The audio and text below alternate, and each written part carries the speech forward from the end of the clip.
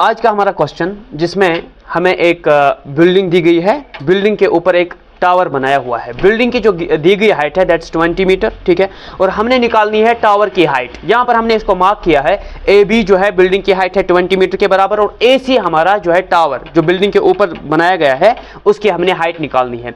एक बंदा जो है वो जब बिल्डिंग की टॉप की तरफ यानी टावर की फुट की तरफ देखता है तो उस वक्त का जो एंगल बनता है वो 45 डिग्री का एंगल बनता है, ठीक है। और यही बंदा जब टावर की टॉप की तरफ देखता है उस वक्त का जो एंगल ऑफ एलिवेशन बनता है वो बनता है कितना, 60 डिग्री का, ठीक है। तो हमने अब निकालना क्या है, वो हमने निकालनी है the height of this tower, ठीक है। तो हम सबसे पहले क्या काम करेंगे, जो कुछ हमने यहां पर इस फिगर में जो है हमने मार्क किया है हम थोड़ा सा उसको लिखेंगे। हम लिखेंगे late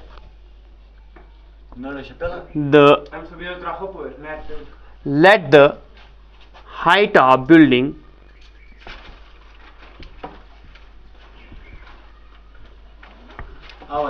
be equal to AB equal to 20 metre. Height of building AB है जो 20 मीटर के बराबर है, ठीक है। और हाइट ऑफ टावर जो है वो AC है। हाइट ऑफ टावर AC बराबर नहीं पता, हमने यही तो हमने ढूंढना है, ठीक है। आई बात समझ। तो हम ये ट्रायंगल की बात करेंगे, triangle ABD, from triangle ABD, from triangle ABD। देखिए हमारे पास जो ट्रायंगल ABD का एंगल है, कितना एंगल है, 45 डिग्री का, ठीक है। इस 45 डिग्री के ऊपर हम देखते हैं साथ में मिला क्या है हमें, एक परपेंडिकुलर, ठीक है। और मुझे सबसे पहले चाहिए ये वाली साइड जो है BD, ठीक है, ये बेस है इस ट्रायंगल की। अगर एंगल को देखा जाए, एंगल का जो अपोजिट साइड होता है वो होता है परपेंडिकुलर, ठीक है। और एंगल के साथ जो एडजेसेंट साइड होता है वो होता है एक हाइपोटेन्यूज, एक होता है क्या, बेस, ठीक है। सो मुझे ये बेस निकालनी है। बेस और परपेंडिकुलर का रेशियो या परपेंडिकुलर और बेस का रेशियो आपको किससे मिलेगा, 10 से मिलेगा, ठीक है। तो हम ऐसा लिखेंगे, tan 45 डिग्री, tan 45 डिग्री किसके बराबर होगा, tan 45 डिग्री। देखिए AB यहां पर हमारा जो परपेंडिकुलर AB है डिवाइडेड बाय इसका बेस जो है वो है BD। tan 45 का जो एग्जैक्ट वैल्यू होता है वो होता है ट्राइगोनोमेट्रिक टेबल में 1 के बराबर। AB हमारा किसके बराबर है, 20 मीटर के बराबर, और BD हमारा जो है ये हमने निकालना है। सो हम इसका क्रॉस कराएंगे, BD1 और BD is equal to 20 metre. तो आपको मिला BD 20 मीटर के बराबर, यानी ये बेस BD जो है ये किसके बराबर आया, 20 मीटर के बराबर, ठीक है ना। अब हमने ढूंढना क्या है, असल में AC ढूंढना है, ठीक है। फिलहाल हम ऐसे लिख सकते हैं BD बराबर 20 मीटर, या हम लिख सकते हैं BD बराबर AB बराबर 20 मीटर, ठीक है, क्योंकि ये दोनों 20 मीटर के ही बराबर हैं, कि नहीं है कि नहीं है। AB बराबर BD बराबर 20 बोथ, ठीक है।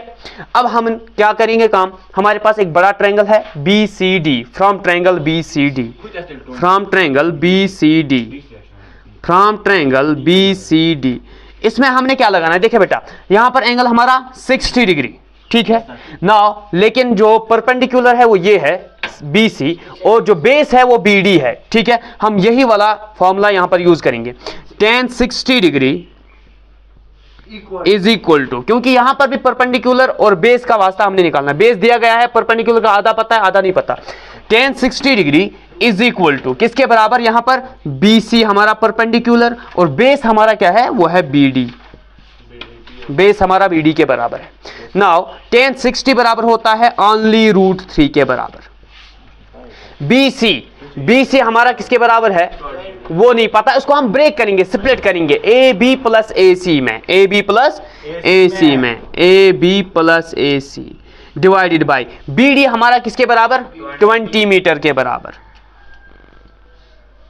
हाँ आगे लेके हम इसको सॉल्व करेंगे, हमारे पास √3 बराबर आएगा AB हमारा फिर से किसके बराबर, 20 मीटर के बराबर, प्लस AC हमें नहीं पता है, डिवाइडेड बाय 20 मीटर। सही है ना यहां तक बात, शाबाश। तो आगे बढ़िए, 20 मीटर का इसके साथ क्रॉस मल्टीप्लिकेशन कराएंगे, it is 20 √3 metre is equal to 20 metre plus AC। Simplification करेंगे हम इसको, 20 √3 metre minus 20 metre is equal to AC। हम दोनों की साइड चेंज कराएंगे, AC इज इक्वल टू 20 इसमें से हम कॉमन कराएंगे, √3 - 1। सो हमारा जो AC जो है किसके बराबर आया, 20 इंटू √3 - 1 मीटर। ठीक है, therefore the height of tower equals to AC equals to 20 √3 - 1 metre.